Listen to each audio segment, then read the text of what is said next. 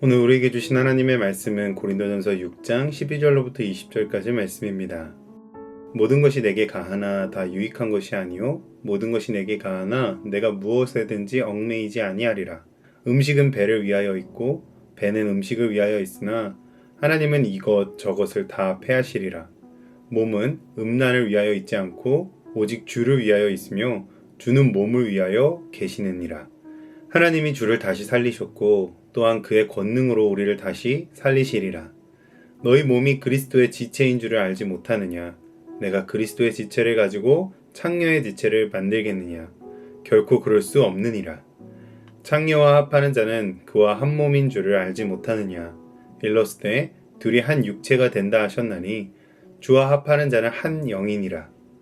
음행을 피하라. 사람이 범하는 죄마다 몸 밖에 있거니와 음행하는 자는 자기 몸의 죄를 범하느니라.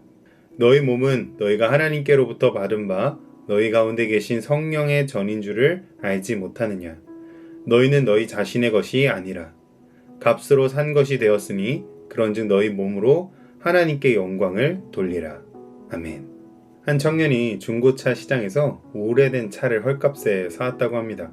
그런데 알고 보니 그 차는 수십 년 전에 아주 조금만 제작된 희귀한 클래식카였습니다. 그러나 청년은 그 차의 가치를 전혀 몰랐기에 아무렇게나 험하게 다루고 함부로 굴렸습니다. 그런데 훗날에 한 수집가가 그 차를 추적해서 청년을 찾아와 거액을 제시하며 차를 사겠다고 했는데 이미 차는 심하게 망가져 버렸고 팔 수 없는 상태가 되어 있었습니다. 뒤늦게 차의 진짜 가치를 알게 된 젊은이는 그제서야 탄식했다고 합니다. 이렇게 귀한 것인 줄 진작에 알았더라면. 우리의 몸이 꼭 이와 같습니다. 많은 사람들이 자신의 몸을 그저 욕망을 채우는 도구쯤으로 여기며 살아갑니다. 그러나 오늘 말씀은 우리에게 말합니다. 성도의 몸은 하나님의 독생자 예수 그리스도의 핏값으로 사신 세상 어떤 것과도 비교할 수 없는 귀한 것입니다. 오늘 말씀을 함께 살펴보며 우리의 몸의 진정한 가치를 깨닫고 가장 가치 있게 활용하는 방법을 깨닫는 이 시간이 되시기를 주님의 이름으로 축복합니다. 바울은 고린도 성도들이 남용하여 쓰던 말을 인용합니다. 모든 것이 내게 가하다. 이 말은 율법의 정죄에서 벗어나 이제는 완전히 자유하게 되었다는 말입니다. 맞는 말이죠. 이 말처럼 그리스도인은 모두 자유합니다. 그러나 바울은 곧바로 뒤에 그리스도인의 자유를 제한합니다. 모든 것이 내게 가하나 다 유익한 것이 아니오 모든 것이 내게 가하나 내가 무엇에든지 얽매이지 아니하리라. 이는 무엇이든지 자유롭게 행할 수는 있겠으나 모든 것이 다 유익한 것이 아니고 어떤 것들은 나를 얽매이게 하는 것들이 있다는 것입니다. 유익하지 않고 얽매이게 하는 것, 그것은 바로 죄입니다.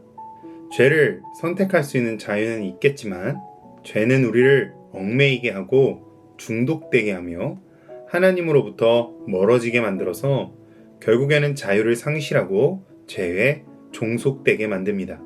그리고 음식은 배를 위하여 있고 배는 음식을 위하여 있다는 말도 고린도 성도들이 자주 남용하던 자유에 대한 격언입니다. 이 말은 음식을 먹는 것이 육체적인 본능이라는 뜻으로 이 말만 따라 성적인 타락도 단지 육체적인 본능일 뿐이라고 정당화하는 말이었습니다. 그러나 바울은 이 말에 단호히 반박하기를 그리스도의 몸은 오직 주를 위하여 있다며 육체적 생활의 자유를 제한한 것입니다. 그렇다면 왜 몸을 자유롭게 마음대로 써선 안 되는 것일까요? 바울은 그 이유를 설명합니다. 첫째, 우리의 몸이 그리스도의 지체이기 때문입니다. 14절, 하나님이 주를 다시 살리셨고 또한 그의 권능으로 우리를 다시 살리시리라. 바울은 우리의 몸이 단순한 육체가 아니라 부활하신 그리스도와 연결된 몸임을 선언합니다. 우리의 몸은 장차 부활의 영광에 참여할 몸이기에 이 몸은 결코 가볍게 다루어서는 안 됩니다. 15절, 너희 몸이 그리스도의 지체인 줄을 알지 못하느냐. 성도의 몸은 그리스도의 몸의 일부입니다. 손이 몸에 붙어 있듯 우리는 그리스도께 연합되어 있습니다. 그렇기에 내 손을 더러운 곳에 함부로 한다면 그 더러움은 손 하나에 그치지 않고 몸 전체에 영향을 미칩니다. 바울은 이것을 강하게 경고합니다. 그리스도의 지체를 가지고 창녀의 지체를 만들겠느냐? 결코 그럴 수 없느니라. 17절 주와 합한 자는 한 영이니라. 우리가 주님과 연합할 때 우리는 영적으로 주님과 하나가 됩니다. 이것이 성도의 몸이 가진 놀라운 정체성입니다. 우리의 몸은 더 이상 세상의 욕망을 채우는 도구가 아닙니다. 그리스도와 연합되고 하나 된 거룩한 주님의 지체인 것입니다. 바울은 18절에서 음행을 피하라고 강력히 권면합니다. 여기서 피하라는 말은 싸워서 이기라는 뜻이 아니죠. 요셉이 보디발의 아내의 유혹에서 옷을 버려두고 도망쳤듯이 죄의 자리에서 즉시 도망치라는 뜻입니다. 왜 피해야 합니까? 바로 우리의 몸이 성령님이 거하시는 거룩한 성전이기 때문입니다. 19절 너희 몸은 너희 가운데 계신 성령의 전인 줄을 알지 못하느냐? 너희는 너희 자신의 것이 아니라.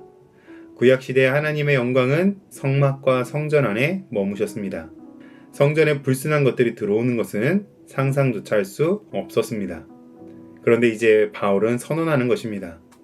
이제 그 거룩한 성전이 바로 우리의 몸입니다.